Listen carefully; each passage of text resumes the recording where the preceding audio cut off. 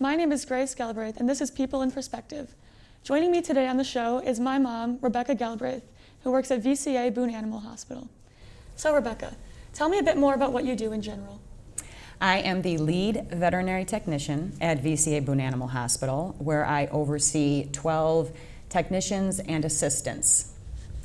All right, so what made you want to do this? What made you realize this was your calling? I had a love of animals, but I also had a love of medicine.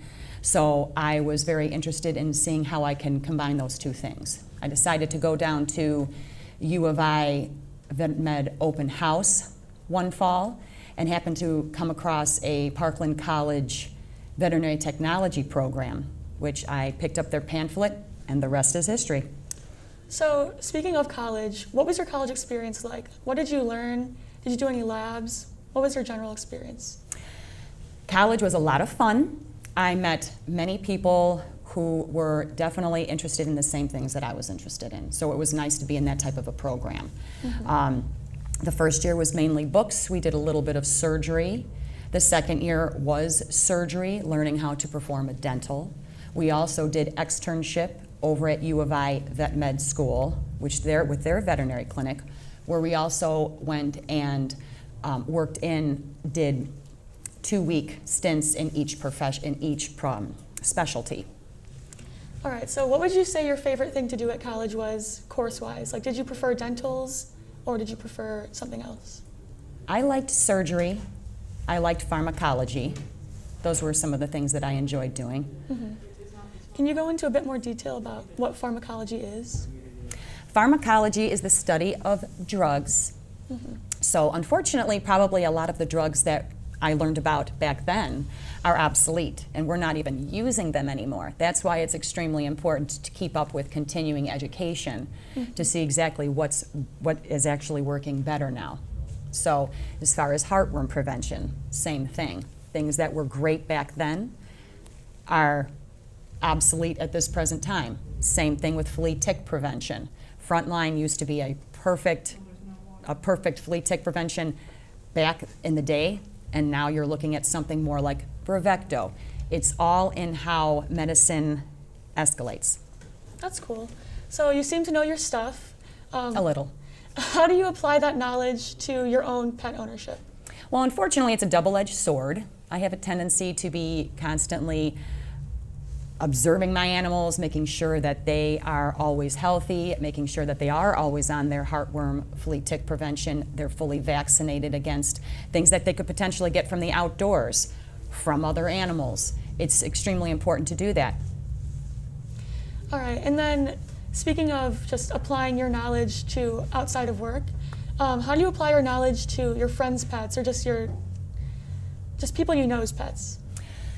I do receive a lot of questions from friends asking my assistance, and just so happened to get one today, a perfect example. A friend sent me a video of a lump that was on his dog's neck that had been there for approximately a week. It had not gone away.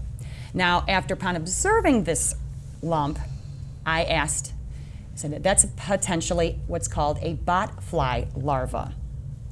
Nice. That's something that you probably won't be able to take out yourself. You'll have to take them to the veterinarian.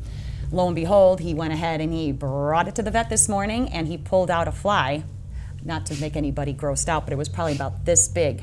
Nice. It was a larva. They're football shaped. I hate that.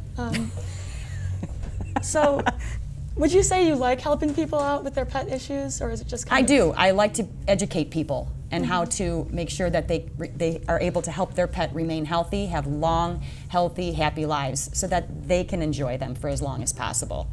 That's my end goal when it comes down to people and their pets. Definitely. So along those lines, do you ever see people doing things with their pets that you just cringe at? Yes, all the time. But I tend to not want to judge them, because what you don't know, you don't know. Mm-hmm. So when I educate somebody, I'm expecting them then to take that knowledge and then to go ahead and make that better for their pet. So when it comes to helping people, what would you say your favorite part of your job is? Like, do you like helping people, or do you like helping the animals, or? When people say that they want to go into veterinary technology because for their love of the animals, that's great. The problem is that you're also going to be working with people. So I always say that you have to make sure that you have just as much love for your client that you have for the pet.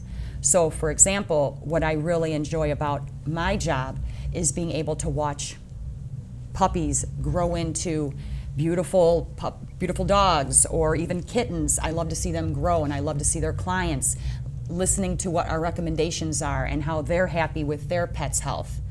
And unfortunately, it does bring some form of comfort knowing that we can be there at the very end for them to be able to support them in their time of grief when it's time to send their pet over the Rainbow Bridge. So what would you say your least favorite part of work is? I'm assuming it has to do with, Yes, yeah, it has to do with euthanasia. It never gets any easier. It's very sad to see, as far as people, it breaks my heart with people especially, because you don't want to see people grieving like that. And you and I both know how it feels to lose a pet. So but it's nice to be able to be there for them. But that is probably the hardest part of the job, is not being able to help that pet. So do you think, since that is so hard, like, you would like to do something else with your life, or do you think that being a veterinary technician is what you need to do? I think in the end this is something that I was meant to do. It was a passion of mine. So I truly believe that this is, if I had anything else to do, I probably would say something along the lines of working with animals, for sure. So one last thing, do you think, or what would you say your favorite thing about your job now is? Because back in college you liked doing surgeries, but what about now?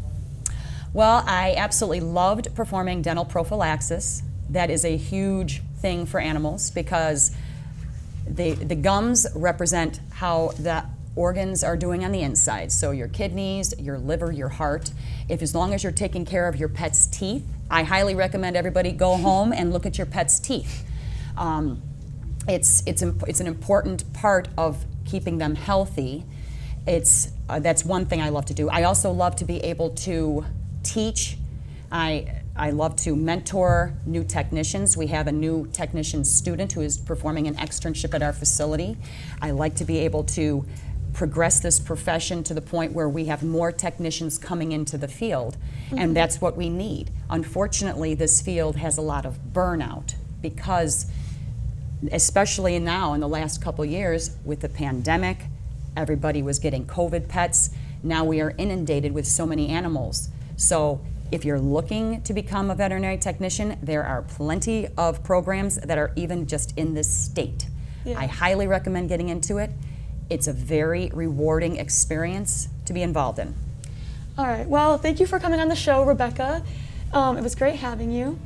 Thank you, Grace. My name is Grace Galbraith, and this is People in Perspective. See you next time.